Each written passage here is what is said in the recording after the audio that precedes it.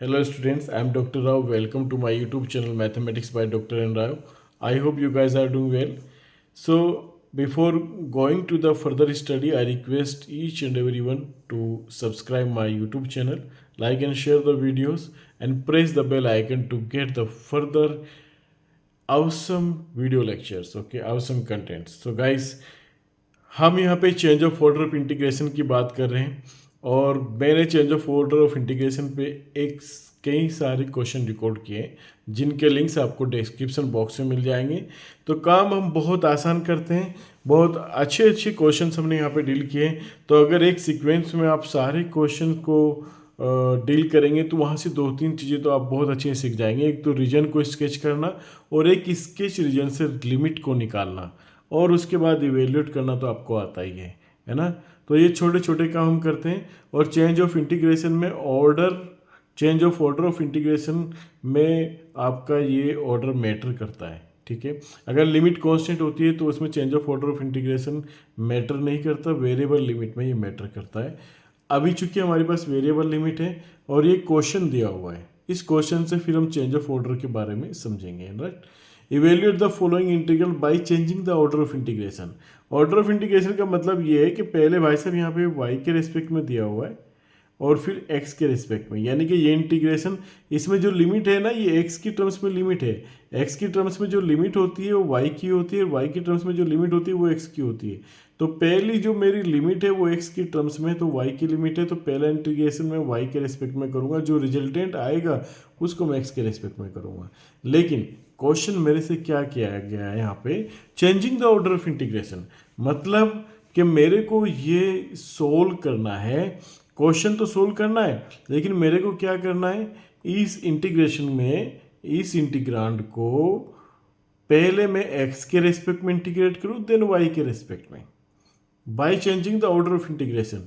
अब ऐसा करने से मेरी ये जो लिमिट है ये चेंज हो जाएंगे भाई, ठीक है। अब ये लिमिट क्या है, ये क्वेश्चन मेन है, ठीक है। यहाँ पे ऐसा करने से, ऑर्डर चेंज करने से लिमिट चेंज हो जाएंगी। तो मेन काम है ये लिमिट्स का निकालना। अब ये लिमिट्स कैसे निकलेंगी, उसके लिए हम एक स्टेप है, छोटा सा स्टेप है, उसको फॉलो कर लेते हैं। We start the solution. सबसे पहले हम क्या लिख लेते हैं, गिवन इंटीग्रेशन लिख लेते हैं, है ना। गिवन, मेरे पास क्या गिवन इंटीग्रेशन क्या है, वो है 0 to इन्फिनिटी, राइट, और x to infinity, okay. Integrand हो गया e to the power minus y upon y d y and d x, okay. चलिए वेयर, मैं क्या कर लेता हूँ यहाँ पे रीज़न लिख लेता हूँ अपना। वेयर मेरे पास जो गिवन लिमिट का रीज़न है ना, वो क्या है, ठीक। पहली जो मेरी लिमिट y की है, ये x की है, क्योंकि ये x की टर्म्स में है तो ये y की लिमिट है, बाकी जो बची कांस्टेंट लिमिट वो x की है। तो मैं यहाँ पे x की लिमिट लिख लेता हूँ, लोअर लिमिट मेरी 0 है, अपर लिमिट मेरी इनफाइनाइट है, ये वाली लिमिट, ठीक है। फिर मैं y की लिमिट लिख लेता हूँ, लोअर लिमिट मेरे पास क्या है, x है, और अपर लिमिट मेरे पास इन्फिनिटी है, ठीक। तो अगर मैं रीजन स्केच करूँ इसका स्केच रीजन मेरे पास क्या बनेगा, देखो x, इसका मतलब क्या हो गया, x इक्वल्स टू 0 एंड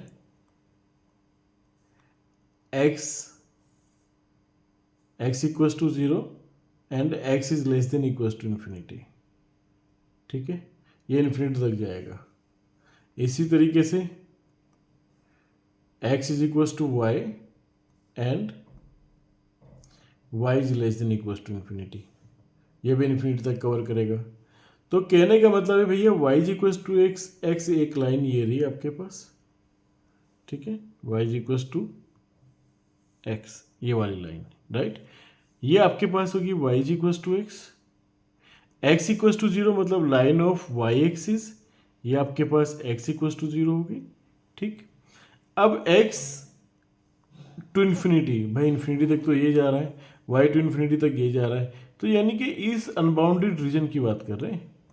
ये इंटीग्रेशन अनबाउंडेड रीजन पे है, ध्यान रखना यहाँ पे, इसमें बाउंडेड रीजन नहीं है, इस बार इंटीग्रेशन ओवर अनबाउंडेड रीजन हो रहा है ना। ये सब आपका ऊपर से कहीं से बाउंड नहीं है रीजन, अनबाउंडेड रीजन है। यहाँ पे लिमिट जो आपको वेरिएबल दी थी किसकी, y की वेरिएबल लिमिट दी थी, यानी कि आपको एक वर्टिकल स्ट्रिप ये दी थी, है ना, ये वर्टिकल स्ट्रिप आपको, ये वर्टिकल स्ट्रिप आपकी चल रही थी y is equals to x से, right, y is equals to x से ये इन्फिनिटी तक जा रही थी।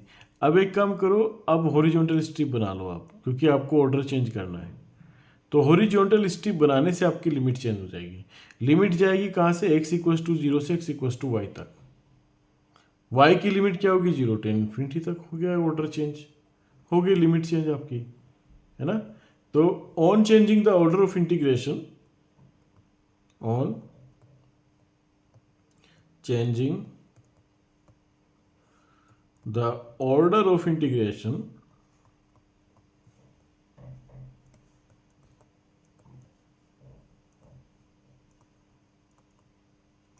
तो हमारे पास नया लिमिट क्या बनेगा, इसी रीजन का जो नया लिमिट बनेगा, मैं यहाँ पे लिख लेता हूँ कि x का लिमिट क्या बना, मेरे पास x मेरा चला 0 से और ये चलेगा y तक। अब y का लिमिट मेरे पास क्या बना, वो कांस्टेंट बनाना, y का लिमिट मेरा चलेगा 0 to इन्फिनिटी, 0 to इन्फिनिटी, ठीक है। तो मेरे पास इंटीग्रेशन क्या बना, जो मेरे को इवेल्युएट करना है, 0 to इन्फिनिटी, मेरे पास गिवन था 0 to infinity and 0 to infinity and x to infinity, x to infinity और e to the power minus y upon y, right, और dy dx, ये मेरा इंटीग्रेशन गिवन था, राइट, ये मेरा गिवन था, e to the power minus y. अब मेरे को सोल्व क्या करना है, मेरे को सोल्व करना है e to the power minus y upon y. Order of integration मैंने चेंज कर दिया dx dy। तो पहले मैं x की लिमिट लिख लेता हूँ 0 to y, उसके बाद जो आएगा मैं y की, ये y है, ठीक है, फिर y की लिमिट लिख लेता हूँ मैं 0 to infinity, okay, 0 to infinity. अब यहाँ से इसको सोल्व कर लो, ठीक, इसका सॉल्यूशन 0 to इन्फिनिटी तो ऐसे रहेगा। यहाँ पे ये क्या आ गया, e to the power minus y upon y with respect to x constant treat होगा भैया, इसको छेड़ो ही मत, इसको ऐसे रहने दो, 1 रह गया, 1 का इंटीग्रेशन आ गया क्या, x, लिमिट क्या आ गई 0 से y, okay, then dy, okay.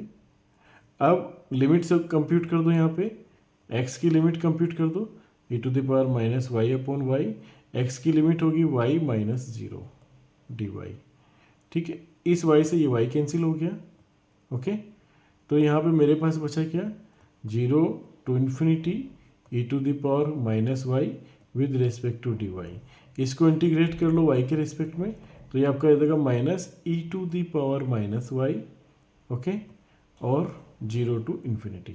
अपर लिमिट रख लो यहाँ पे अपर लिमिट रख लो, minus e to the power minus infinity, minus और minus minus plus e to the power क्या, 0, राइट। तो इसको हम कर सकते हैं minus 1 upon e to the power plus infinity and then plus 1, right. इसको हम क्या कर सकते हैं, minus 1 upon e to the power infinity की वैल्यू होती है infinity, then plus 1, 1 upon infinity होता है 0, तो आंसर आ गया 1। देखो कितना छोटा छोटा सा काम हमें यहाँ पे करना होता है, कुछ भी बड़ा काम हम यहाँ पर नहीं कर रहे होते, है ना। इसी तरीके से हमारा जो नेक्स्ट क्वेश्चन है वो भी चेंज ऑफ इंटीग्रेशन से हमें करना है, change of order of integration से हमें डील करना है। तो हम सॉल्यूशन स्टार्ट करते हैं, सॉल्यूशन, राइट। और गिवन इंटीग्रेशन मेरे पास क्या है, i is equals to given, i is equals to, i means integration 0 to a and y square by a to y, right, and then y upon a minus x, right, and इस square root of x minus y square dx and dy, okay, dx and dy. Remember these limits are in terms of y, तो भैया ये x की limit है and ये x की limit है, तो यहाँ पे आप रीजन भी लिख सकते हैं, where my region are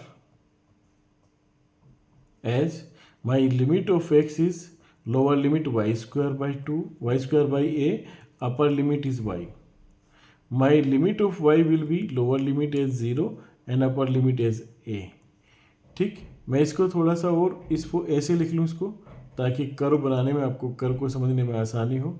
this implies that कि मेरा x कहाँ से चलेगा, वाई स्क्वायर बाई ए से चलेगा और कहाँ तक जाएगा, ठीक, y x is equals to y तक जाएगा, राइट।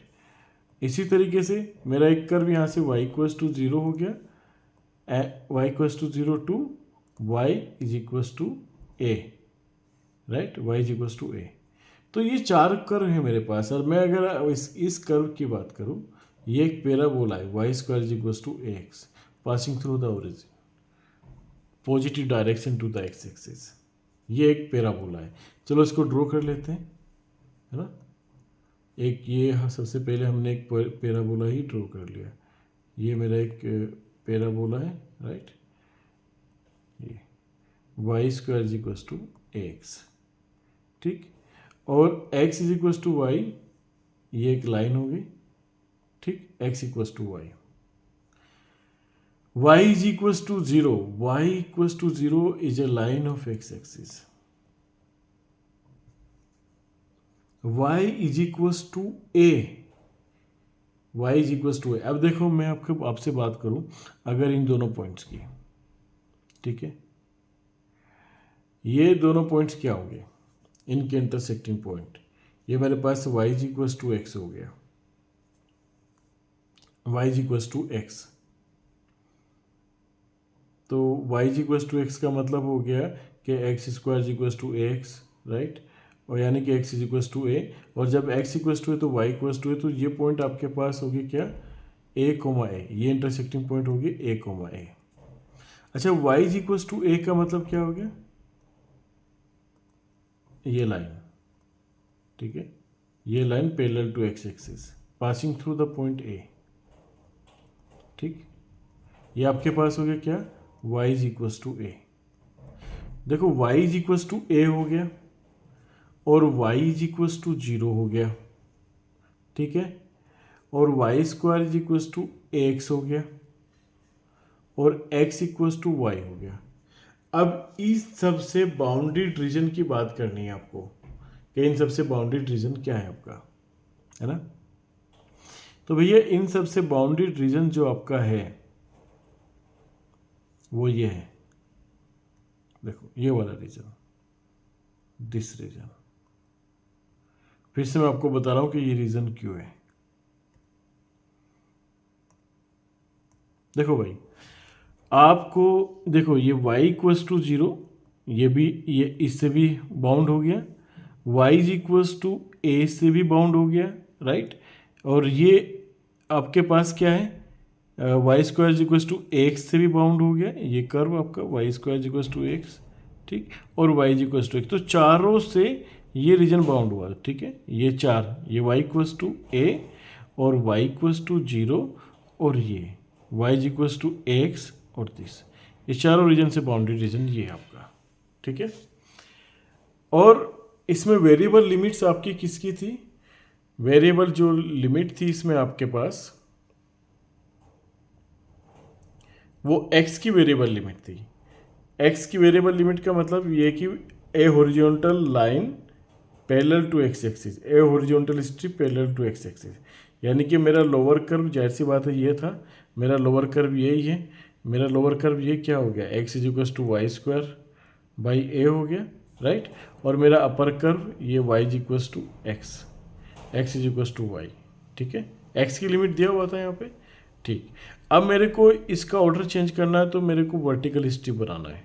वर्टिकल स्ट्रिप बनाऊंगा तो मेरी y की लिमिट हो जाएगी y is equals to x to square root a x, यहाँ से y की वैल्यू निकाल लो। जब मैं y की वैल्यू यहाँ से निकालूंगा तो मेरे को मिलेगा y is equals to plus minus square root a x. तो यहाँ पे कंफ्यूज नहीं होने का कि प्लस तो ये अपर हाफ वाला कर्व है और माइनस ये लोअर हाफ वाला, तो माइनस मेरे को लेना ही नहीं, प्लस लेना है। तो मेरा जो y का लिमिट गया वो x से जाएगा और स्क्वायर रूट एक्स तक जाएगा, और बस फिर x का लिमिट निकाल लो आप। x का लिमिट मेरा जाएगा 0 से a तक जाएगा, ठीक है। तो on changing the limit, on changing the order of integration, मेरा नया लिमिट क्या बना, on changing the order of integration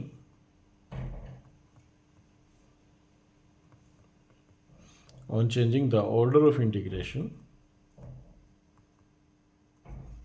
हमारे पास जो पहली लिमिट थी, पहला इंटीग्रेशन था, वो लिख लेते हैं पहले तो 0 to a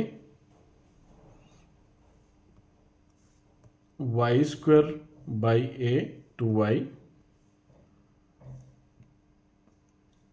एंड देन मेरा इंटीग्रांड था y upon a minus x and then square root of x minus y square, right, dx dy।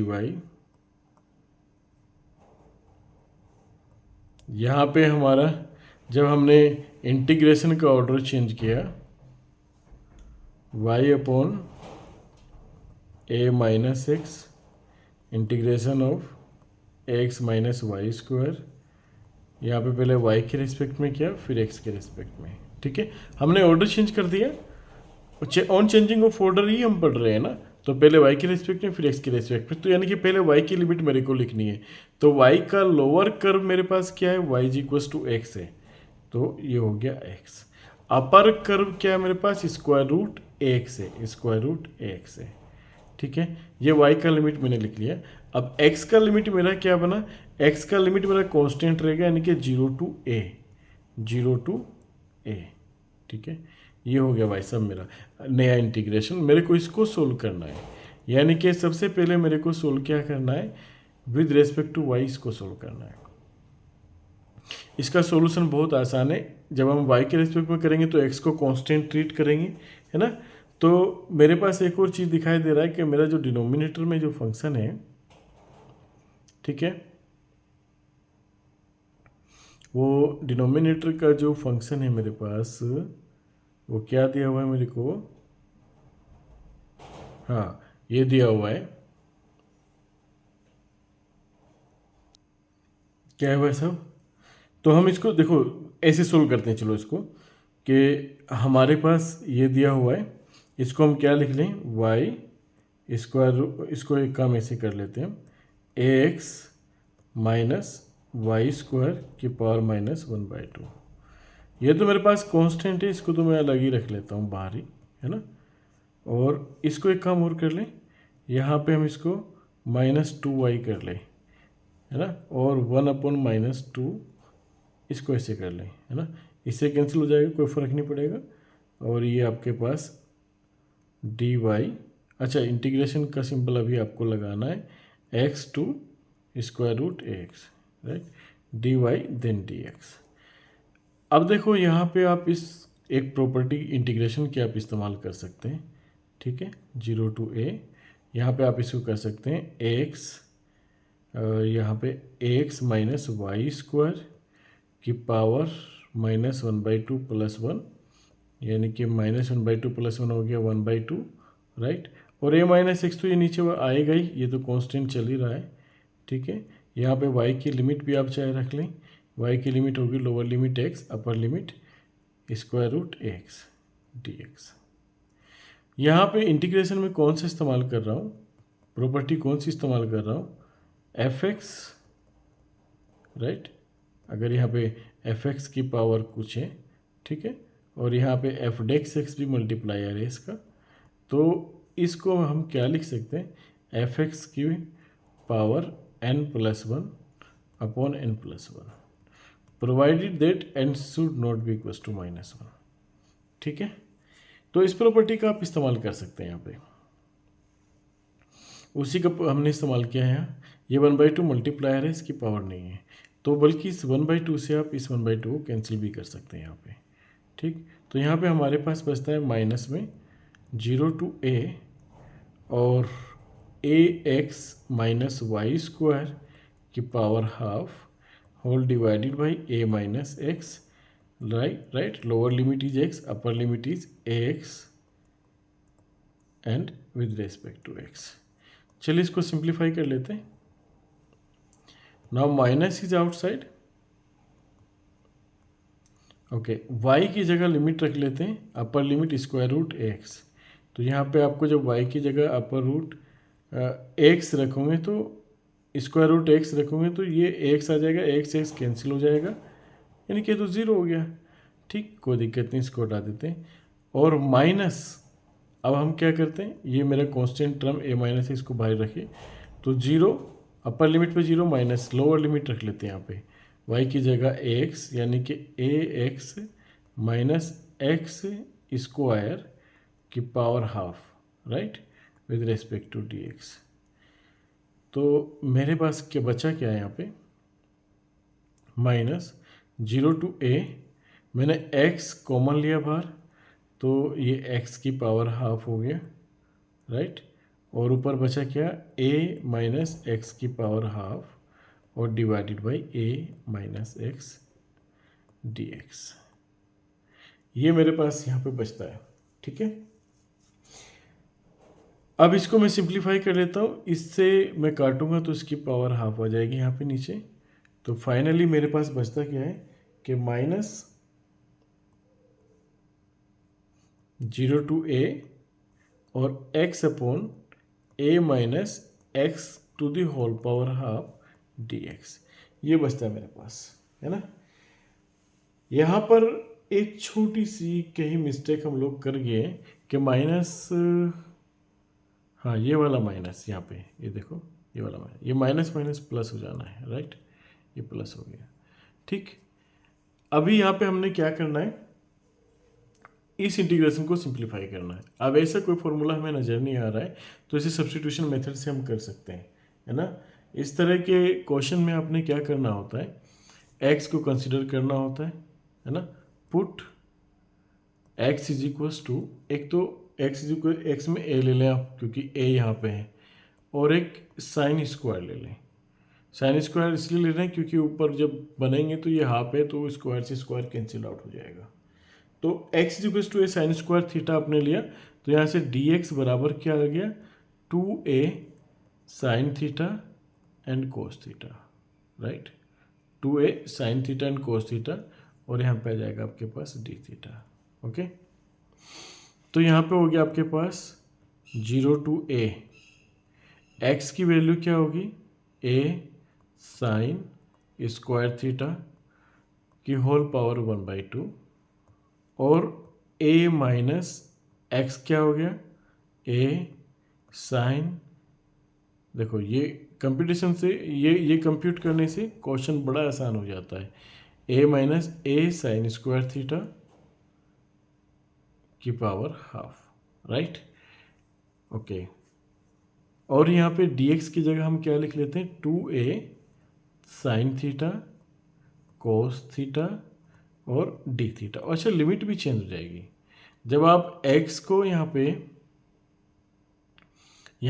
x की लिमिट क्या थी, 0, जब x की लिमिट 0 रखेंगे तो थीटा आपका 0 हो जाएगा।